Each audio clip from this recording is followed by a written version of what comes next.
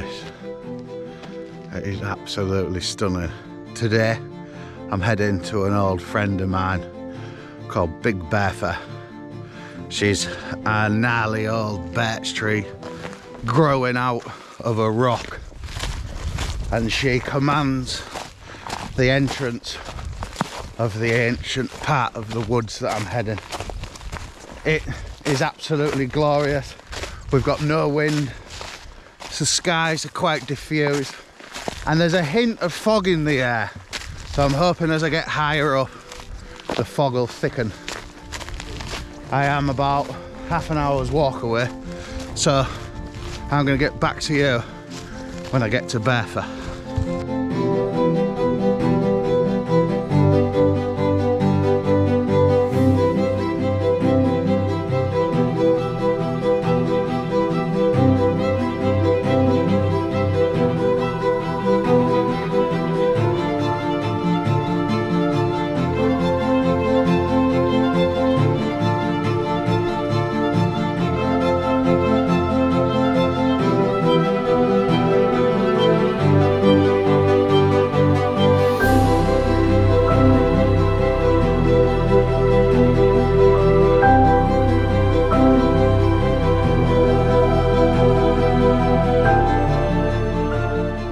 Bah, that was a trek. I'm pretty sure it's got longer. I don't know if it's just that I've been fattening up for them winter months or what, but I'm sure I went past two or three more streams than I did last time. Yeah, so we're here and I'm quite excited. So Big Bertha is in a crossover situation between autumn and winter, and this really excites me because there's such a story here that I've wandered onto, and I've got the couple of compositions that I got last time, so I'm going to try and get one of them, and then I might try and get this drone up and see if we can get some cool footage to match the stuff that we got last time we were here. So what I always suggest as well is, and you'll hear it off a lot of professional photographers, the advice when you get to a scene is recognise that you're probably a bit weary. Don't get cracking straight away. Sit down and bring yourself back to the room, as it were. Nigel Danson, he likes to have an apple.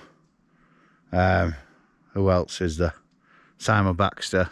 I think he just leisurely strolls anyway, so he doesn't put himself in a weary situation for when he gets there. But yeah, so the advice is to take a moment now and relax.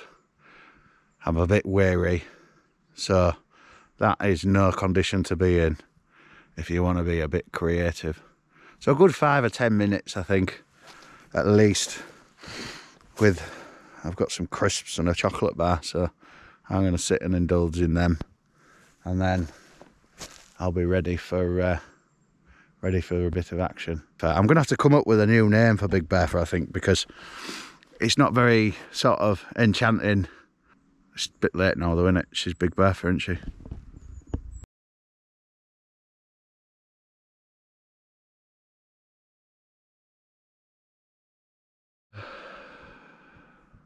Well, we've got Big Bertha in our sights. Now, we've got a couple of technical issues behind her with the light. So I've just had to clamber up a little bit onto the bank side just to try and eliminate a bit of this sky. Now, you can go a bit too high with this situation. And if you just watch what I'm doing now, the mid-ground is disappearing. Now, we don't want too little mid-ground, but we don't want too much neither, because it doesn't look right. So it's just about finding that area where you think it's going to be best and then grabbing the shot. I usually get home, and when I'm reviewing the footage, I realise that I've not got the best composition, but at this present moment I think I have. So I'm gonna grab the shot from around here. Now, another thing that I've used in the camera, we have this on my quick menu, I have a choose image area button, and it just really helps me. So you've got FX, and then obviously you've got your DX, which I don't often use, and then we've got a 5.4, 1.1 and a 16.9. Now I have just realised that this photo looks good in a 5.4. I don't actually use it too much, that one, so I'll take the photo in FX mode, but it's just helped me position it for a 5.4. What a useful tool would be to have on this camera is if the camera could take the full image as well as the 5.4 for you, rather than just the 5.4, just in case you've made a mistake. But it doesn't do that, so I just stick it in the original. Yeah, so I'll take a little mooch now, and in the meantime check this photo out.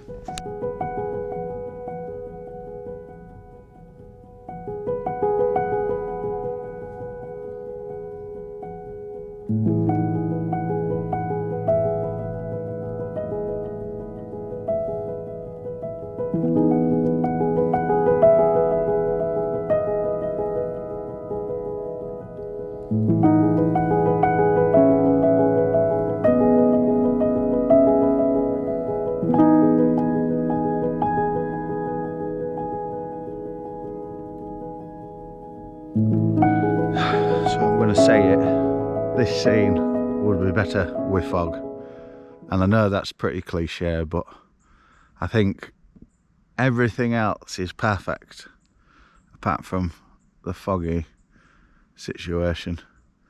Now I could get here really early on the morning, but I'm just not really a big fan of that, so I just make do when I strive out the door and see what we land with. I think I will eventually get this shot, and I am happier with this one than the last one, so I think that's reason for celebration.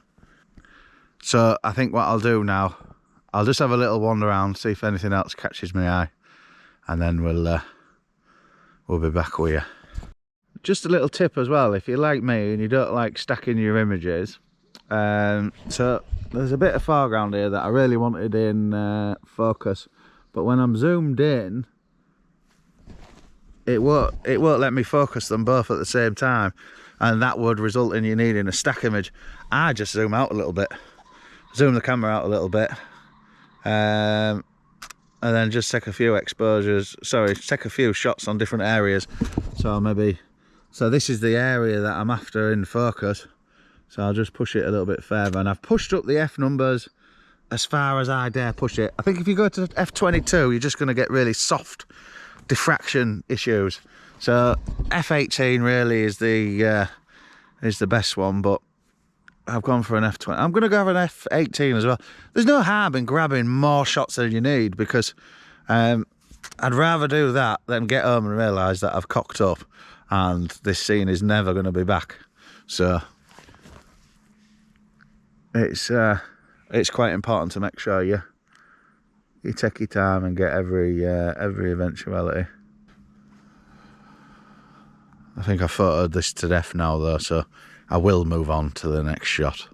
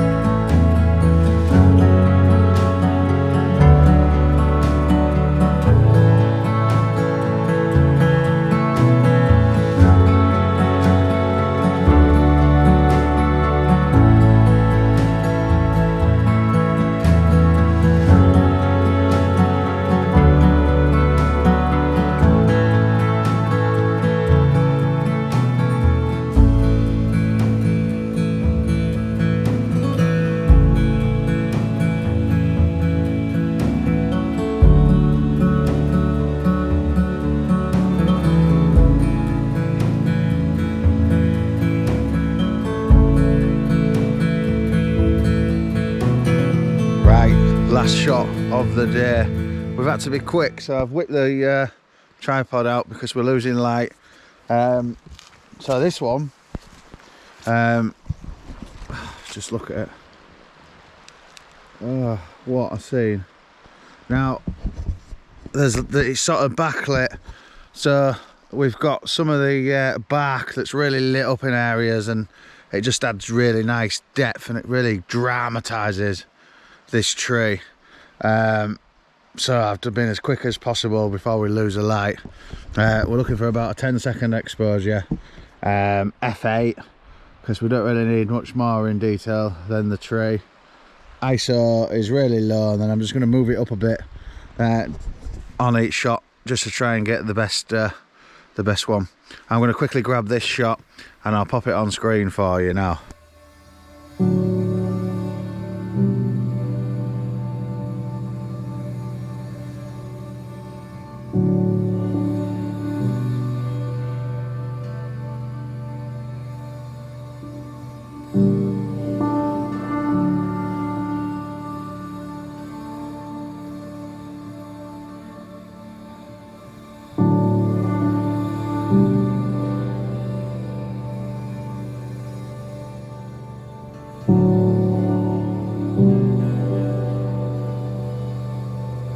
Well, thank you very much for joining me today.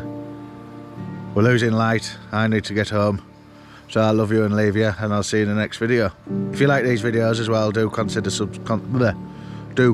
subscribing, because it really helps out. And I know a lot of people aren't getting notified when I next post a video, so if you want to keep up to date when I post videos, that bell button is the way to do that. And if you leave a like or a comment, that also really helps the channel out, because it tells everybody that you enjoyed the video, and then the algorithm can do its thing. But until next time, thank you very much. Bye for now.